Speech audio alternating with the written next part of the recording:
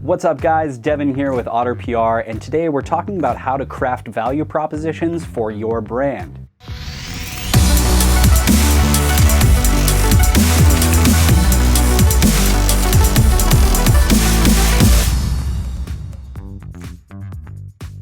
Whether your brand is a startup or is further along in the development process, a value proposition is one of the most important parts of your brand's messaging.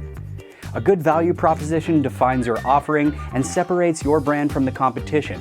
Mastering the art of crafting your specific value proposition will intrigue your customers into taking further action and will help your brand grow. A value proposition is part of a company's overarching branding and marketing strategy. It's a statement that communicates to a consumer exactly who the brand is, what they do, and how the consumer can directly benefit from this brand. This statement explains how they can better solve a consumer's problems and will add value to their lives. This matters because, much like consumers, you want to be heard, to be known, and to be understood as a brand as a whole.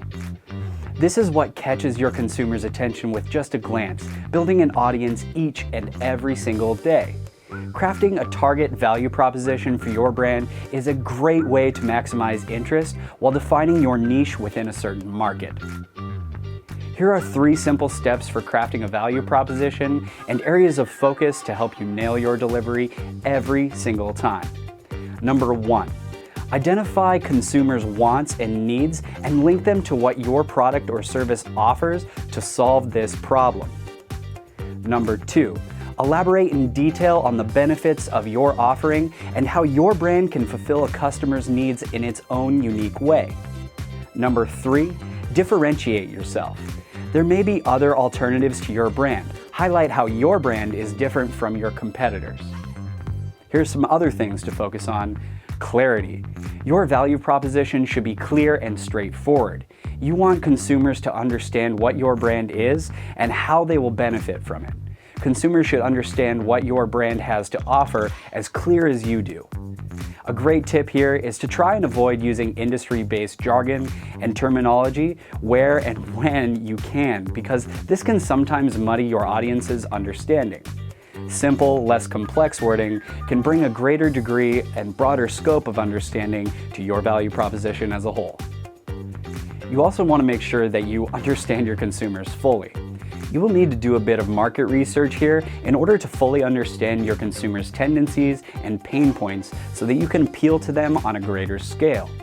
Do your research. See what's trending within your industry, read reviews of competitors, and start to craft your proposition based on this information. And here's a quick pro tip. Once you have done this, find someone within your target audience and have them read your initial value proposition and explain it back to you. If their understanding easily resonates with your vision of the brand as a whole, you are using the correct language. If they have a hard time explaining, it's time to go back to the drawing board. Once you've gotten through the nitty-gritty details, you're ready to start looking at how to present your value proposition to the masses. First, you want to start off with an eye-catching headline. This headline should be a sort of sentence briefly outlining the problems presented within your industry and the uniqueness of the solution your brand provides. Make sure to make it appealing and relevant to your audience. The headline is then followed by a short section that briefly explains who you are, what your brand has to offer, and how it can solve the end user's problem. Here, you'll want to make a few key points of the benefits of your brand and how it can add more value to the consumer by solving problems they've faced by not utilizing your company or possibly using another. Finally, don't forget images. Properly utilized imagery can catch consumers' attention and convey the emotions of what it's like to work with your brand versus another. Providing emotive imagery can further clarify a brand's purpose and provide additional insights.